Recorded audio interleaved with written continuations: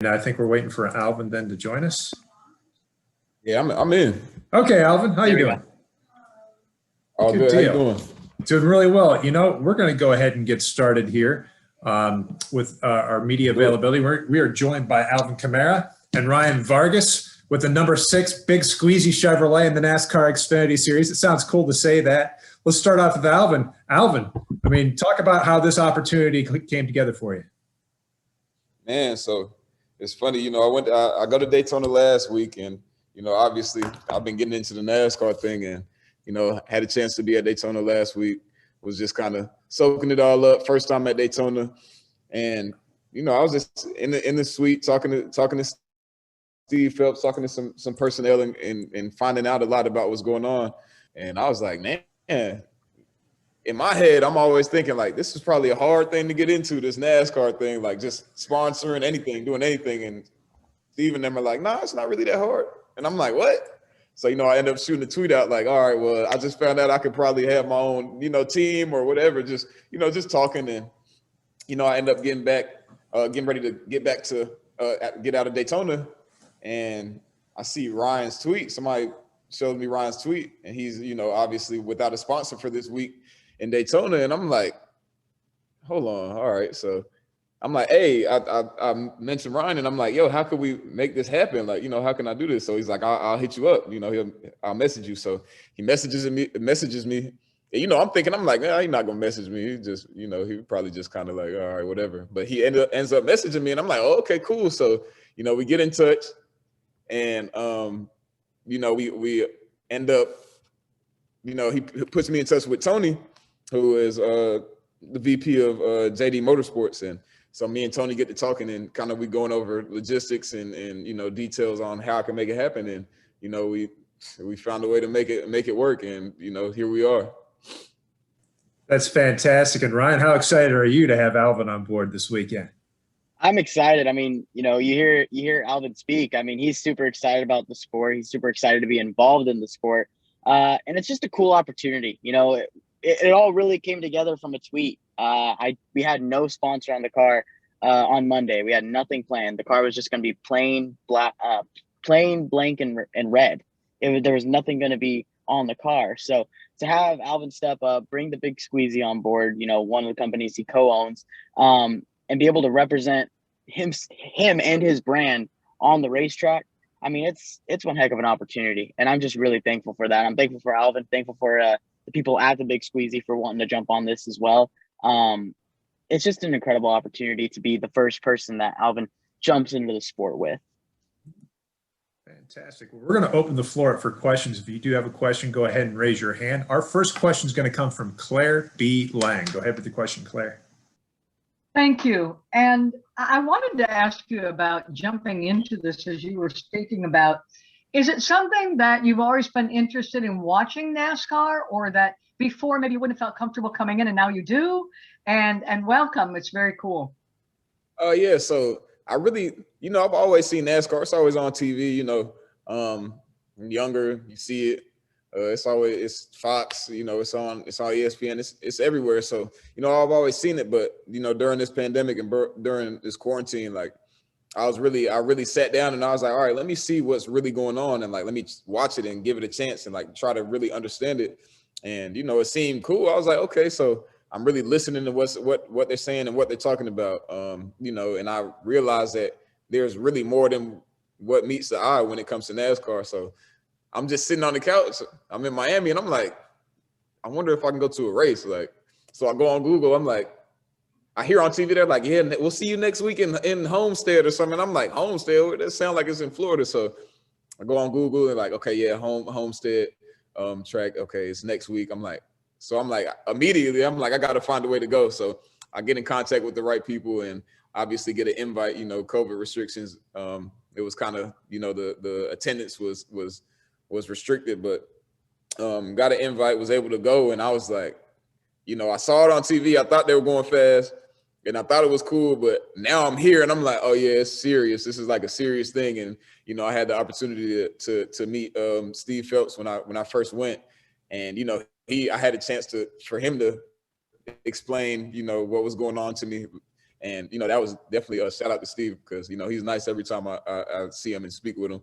But, you know, I just kind of got a new appreciation for the sport. So I'm like, man, I'm in it now. And real quick, what was the thing you thought was cool about it? Like, is it the fast cars? Is it the people, or what was it? It's surprising. Like, okay, the fast cars definitely is surprising. Like, you know, because you think they're going fast on TV. You could say 200 miles per hour, but when you see 200 miles per hour and feel it and hear it, it's totally different. Then it's like, it's surprising to me because this is not a sport that generally like someone, I guess, like me or looks like me would be into. You know, I'm just being realistic. So for me, going and like interacting with the people that, you know, are in the suites and, you know, that are actually like real fans of NASCAR, they was just nice and generally like good people. So I'm like, oh shoot, like this is cool for me. You know what I'm saying? Like just being in that atmosphere and being in that environment with, you know, everybody, especially like Steve and those guys. He's like, yeah, I'm Steve Phelps. I'm like, who? He's like, yeah, I'm the president. I'm like, what? Like, why are you talking to me? I'm like, why are you talking to me? But you know what I'm saying? Everybody's just nice and like, you know, just so open. Like they're welcoming me with open arms to, you know, their world. So I feel like I'm a part of it now. Well, welcome. Thank you so much. Appreciate it. Thank you. Our next question is going to come from Bob Pockers. Go ahead with the question, Bob. Yeah, Alvin, did you run any financials as far as like return on investment on the sponsorship, or was the price just right and something cool to do? And I wanted to do it. You know, I had a price in my head. Like I said, I've never had any experience with, you know, NASCAR sponsorship like that side. I've been a fan for a short period now, but as far as sponsorship, I'm like, man, I had a number. I'm like, oh, this is gonna be $1 million, and I'm like, all right, well, let me figure it out. Then when I heard the price, I'm like, oh yeah, come on. And then Ryan was, you know, he was looking for a sponsor, so I'm like, why not? Like, you know what I'm saying? It's perfect timing. Like I felt like everything was aligning in the universe. I just talked about it, and then this opportunity comes up. I was like, man, shoot, why not? Next question will come from Alex Andreev. Go ahead with the question. Hey, Alvin, I'm curious kind of what the long-term play is here. I mean, if this goes well, or do you think you're going to sponsor more races? Are you interested in team ownership potentially? Yeah, you know, I feel like the possibilities are endless right now. You know, right now, obviously, I'm focused on. I'm kind of treating this like I'm about to, you know, perform or compete. You know, and I can only imagine what Ryan's feeling right now. But you know, I'm just focused on getting Saturday out the way, and you know, obviously, you know, doing everything I can to, you know, make Saturday a moment for, you know, JD Motorsports and Ryan, and, you know, let them soak that in and perform and compete at the highest level. But, you know, I mean, I feel like the possibilities are endless, you know. We'll see what happens after this. Question will come from Carlos Diaz. Go ahead with the question, Carlos. There we go. Can you hear me? Yeah.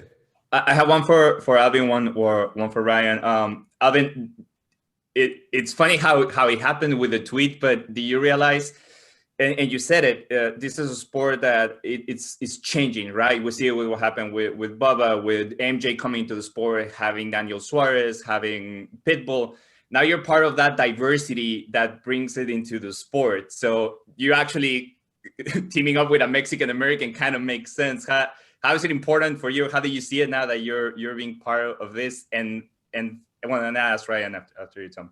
Yeah, I mean, like you said, I think you hit it on the head. It's the diversity of it. You know, in a sport that we all know is predominantly white. I mean, it's the guys like Bubba, the guys like Ryan's. I mean, Michael Jordan coming to the sport, Pitbull which I met last weekend and had a moment of conversation with, and you know what he was doing in the sport. And I mean, it's just, I think it's good to see, and it's one of those things that I feel like it's better late than never, you know. And I feel good to be a part of it. And you know, I mean, I think Ryan will probably have some more to say than me because I mean he's experiencing it, he's living it every day. And then for Ryan, I mean, you see somebody like Alvin who's a superstar in his own sport, and then all of a sudden to get the call and be part of your world, and you who are all coming up to the ranks that you're part of the Drive for Diversity program, how does it feel for you to now be involved with Alvin in this venture? I mean, it means the world to me. This is one of those opportunities that doesn't come along often. And that's kind of been my whole career. I was a part of the Drive for Diversity program in 2018, and they opened the door for me to get into the sport. And, one thing I will always say is, the sport has welcomed me with open arms. I've always had great experiences. I mean, Alvin talks about Steve Phelps a lot. He's been a great leader for the sport, and he's always, greeted me with a handshake. Not recently, obviously, I haven't seen him in a while, but he's one of those guys who's always good up for a great conversation and wants to make the sport better. And to see just where the sport is going in terms of its diversity efforts, I mean, it's incredible. I mean, you see a lot of people back drivers like Bubba. You see a lot of people back drivers like Daniel Suarez. You see people starting to back drivers like me. It takes a lot for people to start believing in each driver. For me, last year I only ran 9 races, and those other races I was a tire guy, crew guy, road crew guy. It takes a lot of people believing in me, and for people like Alvin to jump on board and support this team, support myself. It goes a lot farther than many people think. Well, good luck, and I'll see you on Saturday. Thank you. Our next question will come from Ricardo Hazel from the Shadow League. Go ahead with your question, Ricardo. Hello. This question is for Alvin. Alvin, when you're an athlete playing at the level that you play, oftentimes you have a camaraderie and a respect for individuals in other sports, because you see parts of yourselves in their competitiveness. What is it about a race car driver that you can relate to? Is it the competitive nature? Is it the stamina of being on the track for 500 laps? What is it about NASCAR that you can relate to physically as an athlete? And physically, I always tell people when they ask me about the physical nature of the sport, I think, and it may sound crazy, but a lot of what sports is, and sports at high level, of course, I think it's mental, you know what I'm saying? But obviously the physical, I mean, I sitting in the car for 200, 300 laps, I couldn't even imagine, and going on that G-force and, pulling those turns, like I couldn't imagine doing that with in a car with no AC. And, it's I have a different level of respect now that I really know everything that goes on, with that.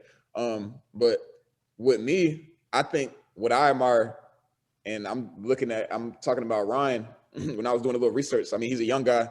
I mean, he has some, like he just said, he ran 9 races last year, and the rest of the races, he put his pride to the side and was working on cars, doing tire pressure. And, he could have been sad and hurt about not being able to drive, but he took it upon himself to be like, you know what, I'm going to take this opportunity to make myself better. It might not be on the track, and getting the glory of being able to drive, but I'm going to find a way to help develop myself as a person and as an athlete. And that's mentally, some people can't go there. I'm not driving, so whatever, I'm not going to do this. But to have that much mental fortitude to be like, I'm not driving, but my opportunity is going to come and I'm going to wait for it to come. I mean, it's like, there's not many people that will be able to do that. And then being young also, he's 20 years old. And I'm looking at him like, man, when I was 20, I got some stories from when I was 20 where, in my space, in the football space, I may have been way more immature than that and been like, my attitude would have been completely different. But, I definitely have a certain level of respect for Ryan just in that aspect. Not even performing athletically. I'm just talking about the mental capacity that he has. Thank you very much. Thank you. Our next question will come from Michelle Martinelli. Go ahead with the question, Michelle. Alvin, I'm wondering, obviously the sponsorship is new, so not necessarily related to that, but have you talked to your Saints teammates or other NFL players about your experience in NASCAR, or have you told them what you like about it, or encouraged them to follow along or anything like that? Not really. I haven't, guys have been watching, like my boy Craig Robertson reached out, Cam has reached out, I've talked to, you know, not on my team, but former teammate Mark Ingram about it. Like, you know, just certain guys, and they're like, man, it's really like, it's cool, obviously, what I'm doing, but just the sport as a whole, they're like, man, you really like it. I'm like, yeah, dog, you got to come. I'm telling you. So hopefully when this COVID thing kind of like the restrictions get a little more lax and things get a little bit more safer, I'm like, man, I will pay for everybody to come to a race and sit in a suite so you can see what's going on, or like go down by the track and like really hear, like, or just sit in the grandstands and hear the engine start, or like, you know, see the laps. Like, man, it's different. Like, it's a different experience. It's like I said, experience. Like, you got to experience it. You got to be there to really like appreciate the sport. Thank you. Our next question will come from Luke Johnson. Go ahead with the question, Luke. Hey, Alvin, I'm just curious how formative that experience was last year going to the track. You brought it up a little bit, but just knowing everything Bubba Wallace was going through at the time, like how important was that for you to experience that in person? And yeah, I'll just leave it at that.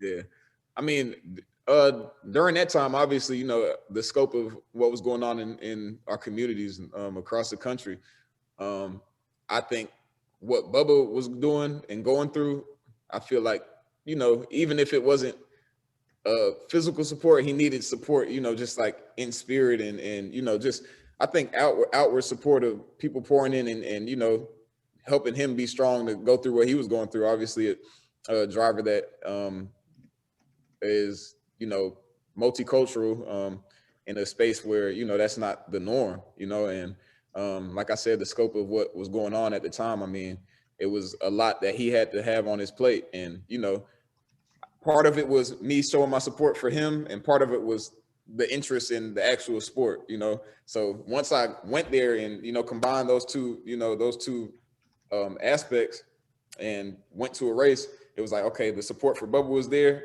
And me having known Bubba before, you know, I even liked NASCAR or thought about NASCAR. I knew Bubba since college.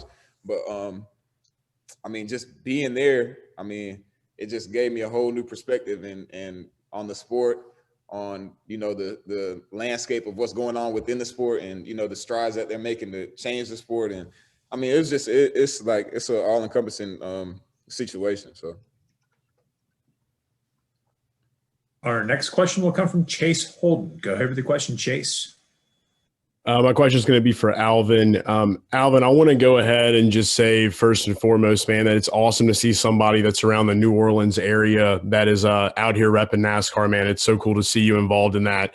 I'm a New Orleans local myself, so it's a grind getting a lot of people in Louisiana and the Mississippi areas to kind of like pick back up on that energy. What's some plans that you may have going forward to where we can get more people in New Orleans and the whole state of Louisiana more involved in NASCAR and watching NASCAR, and how can we kind of build that culture back up in this new way that we're doing now in the sport? Man, you know, it's crazy that you say that, because in the New Orleans area, like, this is not somewhere where I think there was a lot of NASCAR fans, but once I kind of got into this, I'm seeing that there is, but they don't really I guess feel as comfortable, you know, being like outwardly, you know, fanatic. Like they're like, you know, I just didn't really, you know, I don't know. Like I like it, I'm into it, but I don't know how to be into it, or I'm not comfortable, you know, being into NASCAR. And I'm like, yo, it's cool. Like I'm seeing so many messages and people like, you know, tweeting me like, man, now that you into it, like, it's like, I want to really explore it now. I've had thoughts about it, but, you know, and I'm like, man, it's something that I feel like you can get into personally. And there's places, I think, they got NOLA Motorsports out here, right? Yeah, they got fun that stuff out there, man. Yeah, so I was talking to them the other day, and it's like there's places like that you can get educated on NASCAR, and you know, you can get your fix of like what the sport means and what the community brings. And like, I feel like there's a way to you know, engage and activate, but you know, there has to be like the community to, you know, to sustain it. Heck yeah, we got to get to Vetchi to get some NASCAR gear out pretty soon, man. So yeah, hit me. All right, take it easy, brother. Yeah. Our next question is going to come from Davey Segal. Go ahead. I got a couple for Alvin and one for Ryan. Alvin, are you going to be in Daytona this weekend for the race? Are you going to be able to see it in person? Yeah, I'll be there. I'm trying to figure out if I'm going to leave today or in the morning, but I'm definitely going to be there. I Okay, wouldn't miss cool. that. And you mentioned the physical aspect of things and having an appreciation for that. When things are back to normal or even before, would you be down for going for a ride along, maybe with Ryan or another driver, or even hopping behind the wheel yourself? Yeah, see, and I think I'm a pretty good driver. I'm not gonna give myself too much credit to say I could drive one of those cars, but I would definitely ride in one. I'll go with Ryan and let him drive, but I get scared when my mom driving the car. I'm like pressing the dashboard, like, oh, hold on, like brake. So I don't know, but I'll ride with him though. But that would be fun, man. I see how fast those cars are going, like, and I mean it when I say it. You see it on TV, and you like, dang, they're going fast. But when you see it in person, it's a whole different level. So I'm not scared of too much, but that right there, that might be something different. We'll have to get you in a car. And for Ryan, we know that you scratch and claw for sponsorship. You have for years on social media and, behind the scenes as well. But none of your other sponsors in your career have been all pros in the NFL at this level. So when you started conversing with Alvin and realized that this would actually be coming to fruition and happening, I mean, what was your immediate reaction then?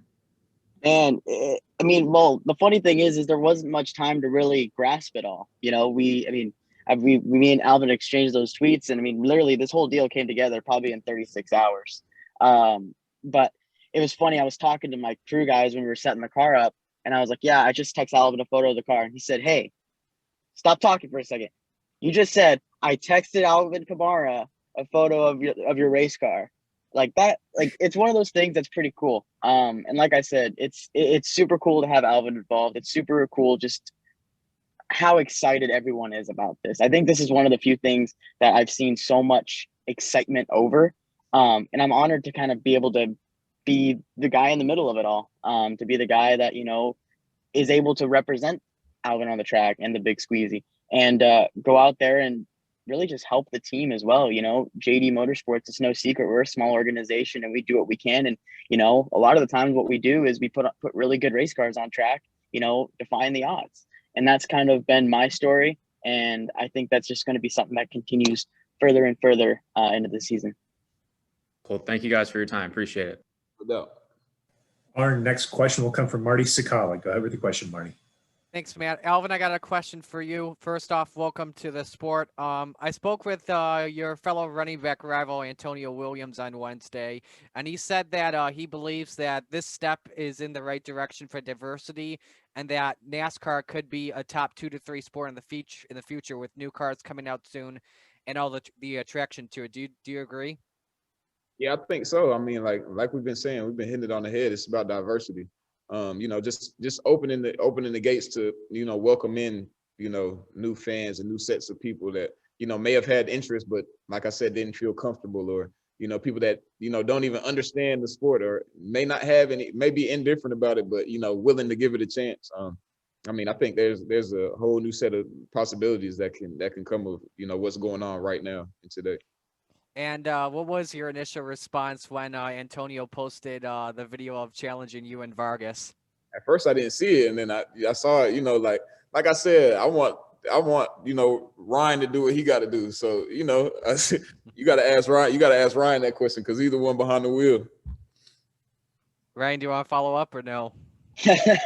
I'm excited. I saw that. It was pretty cool. It's cool to see them all get excited about this. It's I raced with Joe, obviously, now weekly. So it'll be a fun race right there to watch. Awesome. Thank you, guys. Good luck this weekend. Thank you. Our next question will come from Grace Krimrich. Go ahead with the question, Grace. Good afternoon. Following up on Marty's question, tell me about the challenge and the organizations that you'll be donating your money to if you win this challenge, if and when you win this challenge. I'll just talk more on the organization side, and then I'll let Ryan speak about the challenge. So my organization is Son of a Saint. So it's a New Orleans-based charity, and basically what they do is help fatherless kids in the area. And that's a charity that I've been working with since I've been here. You know, they work with the Saints closely, and I've just been taking a liking to them, obviously, and you know, been working with them and donating, and you know, just trying to find ways to help that cause. And Sonny, shout out to Sonny. He's been great with. He's the actual owner of Son of the Saint, and his story is amazing. And you know, I just, you know, it's nobody has to ask me to do that, man. I just feel like, you know, that's something that I enjoy giving to. So I'm just talking about that side of it, you know, the charity side of it, and I'll just let Ryan talk about the competition side. Yeah, no, I mean, it's going to be a fierce battle. I know Joe Graff, his charity that he works with actually deals with other craniofacial differences as well, which is something that I put a lot of effort into. I actually deal with craniosynostosis, which is a type of craniofacial difference. So regardless, you know, whatever he's doing and stuff like that, it'll be a good cause. So just going to be a fun battle, going to be fun, and just extra thing to keep an eye out for, I guess. Thank you. We're looking forward to it. Thank you. Our next question is going to come from Tenny Kroom. Go ahead with the question, Tenny. Hi, I had a question for both of you, wanting to find out whether you think there are more African Americans that have been attracted to NASCAR. If not, why?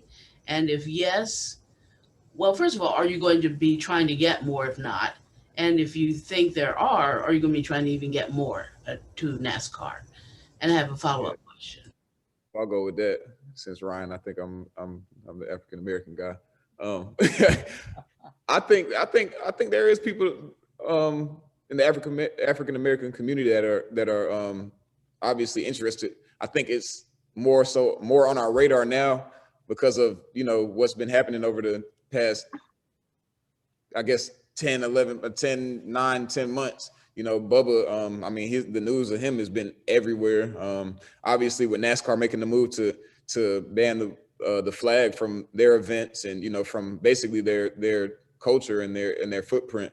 I mean, that was one huge thing. It's like I probably couldn't bring myself to go to a race if that was, you know, something that I felt like they were supporting. So with that being gone, I think that, you know, there will be more African American fans and people that are interested. And, you know, once that happens, I think once they see me and Michael Jordan and people like, you know, that are actually interested in doing things, I mean, I think that just opens the door for more fans.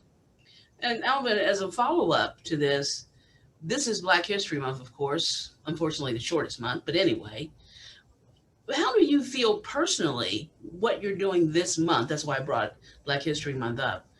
Doing what you're doing as a Black person, and I guess as a symbol. You mentioned other people in football, and I guess other sports might follow suit in what you're doing.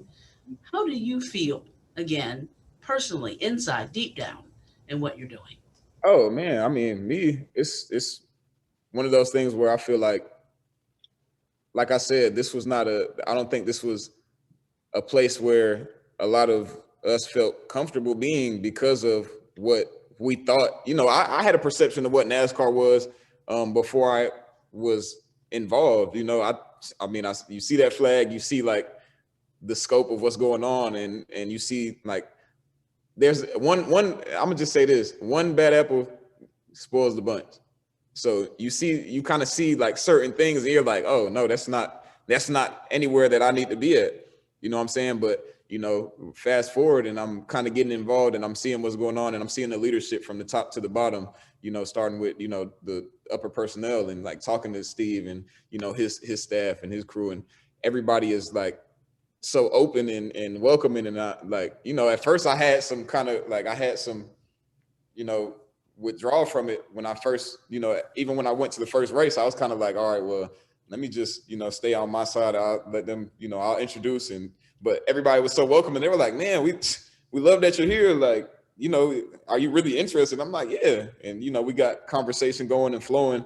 And, you know, I'm meeting fans, interacting with people, and I'm like, oh, this is like, it's a safe space. It's not, you know, what I thought it was. So I was pleasantly surprised. But, you know, I think it's a big step, and, you know, I don't want to go on too much, but I think there's room for growth. Thank you. Thank you. And our final question is going to come from Mitchell Brewer. Go ahead with the question, Mitchell. For Alvin and Ryan, I think a similarity between NFL players and NASCAR drivers and a lot of professional athletes in general is the importance of establishing a brand within themselves. How important would you say that is for you two? I'm gonna let Ryan go first. Yeah, I appreciate that. It's important. It's really important, especially as a race car driver. I mean, it's no secret, funding, sponsorships, all that stuff is what makes the world go round in racing. It's what allows me to drive race cars. It's what allows me to have tire money and fuel money. But when you're able to build a brand for yourself, you're able to kind of garner that fan base and those people that'll almost vouch for you when things do go wrong. For me, when I go out on the racetrack, say if we go out there, have a great race going, all of a sudden part breaks and we can't do nothing about it. Just a bad day, bad result. People are going to see that and they're going to say, oh, that's just an unfortunate deal. We know Ryan, he's a hard worker. He deserves what he's doing, blah, blah, blah. There's going to be people that are going to vouch for me versus someone who's, not putting in that time and effort to kind of build that brand and build their presence on social media. Nobody's going to really know that. People are going to write it off. People are going to say, oh, well, that don't matter. So it's all about being present, being, engaging with the people that support you, and just making sure that you have a presence in the sport that is so loud that you can't be ignored. Yeah, and I'll piggyback off that a little bit. It's definitely about having a presence, and it's definitely about having a certain confidence in yourself and the way you prepare and the way you the way you perform. And with me, building my brand is everything, from the way the way I prepare, the way I perform, the way I carry myself, the way I conduct myself in the community, things like that. That speaks volumes way past whatever you're doing on the track or on the field, because at the end of the day, what you are as a person. Ryan isn't in a race car from when he wakes up to when he goes to sleep. That's a small part of his life. Obviously, that's his career, but everything else that he's doing, he has to still walk around and be Ryan Vargas. So there might be someone that's a fan of that 6 car. You know what I'm saying? They know who that 6. They know who's in that 6 car, but they don't know the person that's in the 6 car. They don't know who Ryan Vargas is. So right now, you're speaking with Ryan, and he's having a chance to portray what he is to you, and he's having a chance to project what he is and show you that. He's a hard worker, and he speaks well, and he understands what he's doing and why he's doing it, and he's showing you that he's a hard worker and he's a hustler and a grinder, and he's trying to get do everything he can to get these sponsorships and be on the track and represent himself and his team and whoever he's driving for. So that's something that I respected about him.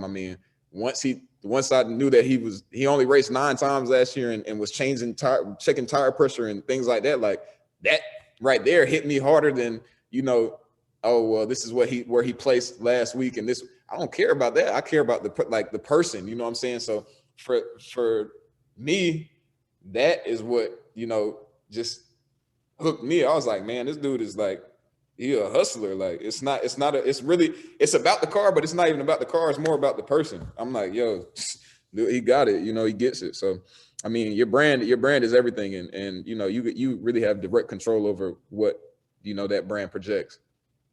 Thank you, and best of luck this weekend. No doubt. Thank you. Good deal. Well, Alvin and Ryan, thank you so much for taking the time to join us, and good luck tomorrow in that number 6 big squeezy Chevrolet. So we'll see you at the World Center of Racing.